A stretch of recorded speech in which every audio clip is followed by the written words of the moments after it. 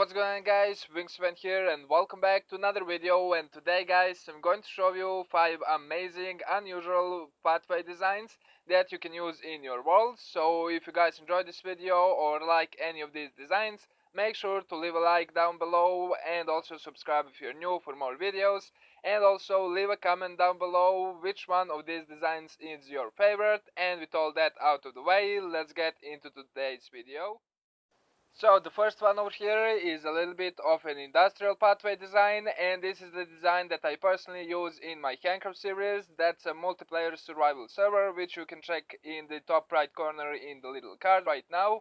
And over here, this is a little pathway that I really like, and it's using some of the expensive blocks. And if you watch me on the Handcraft, you know that I like to build with weird stuff, so that's what this video is all about. So you can see over here that we are using 3 different blocks. We have the grey concrete, we have the observer and the anvil over here. And I was messing with the pad designs for my world over here in the Handcraft. And I pretty much want to use some grey blocks, and I decided to use the observer and the anvil. And you can see that they match pretty much perfectly over here. You can see that the observer is matching the anvil's texture really great, and I think they use the same texture, so it goes really well together. And of course you can't fall down over here, so it looks really nice as a little pathway, and I really like this design.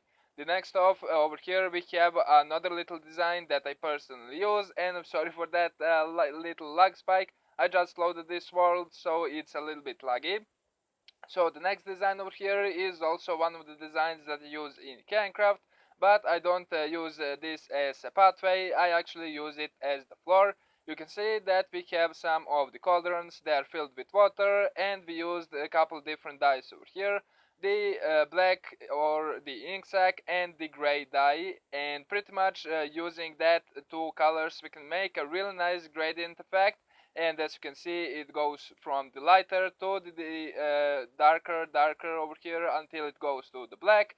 Then again it goes to the lighter all the way over here. So it's a really nice little path design, and you can see you can't really fall over here because you are walking on top of the cauldrons, so you don't have to worry about that one.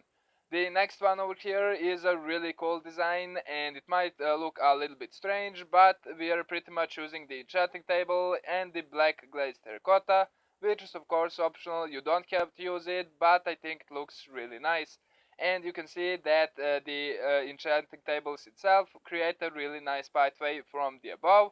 But the best part about this is the enchanting table itself, because as you can see, when you walk, the books are actually going to open, and that creates a really nice effect over here. So I really like it, and I think it looks really nice. This next design looks really cool as well. As you can see, we are using some of the stone slabs and light blue concrete. Of course you can use any block that you want instead of these blocks, but the ones on the side needs to be solid blocks, and one in the middle needs to be a slab or any other transparent block. So you can see over here we have some of the armor stands equipped with the iron helmet on top of them, and because we're using the solid blocks at the sides, they're going to go black, and in the middle we are using the slabs, which are considered the transparent block, so their color is going to remain the same. And as you can see, this creates a really nice effect over here. And I just added a little bit of the redstone just to kind of add a little bit more texture to this. As you can see, it's hidden underneath the helmets, and I'm going to show you how it looks like without of the redstone. So this is the design without redstone. In my opinion, the redstone design looks a lot better because it just adds a little bit to texture to this pad design, but it still looks really cool nonetheless. And the redstone just adds a little bit more texture, and that's in my opinion a little bit better, so that's why I prefer it. For the final design, this is probably the easiest and the simplest one because it's only using the daylight sensors, and they're really nice little pathway block because it looks really interesting.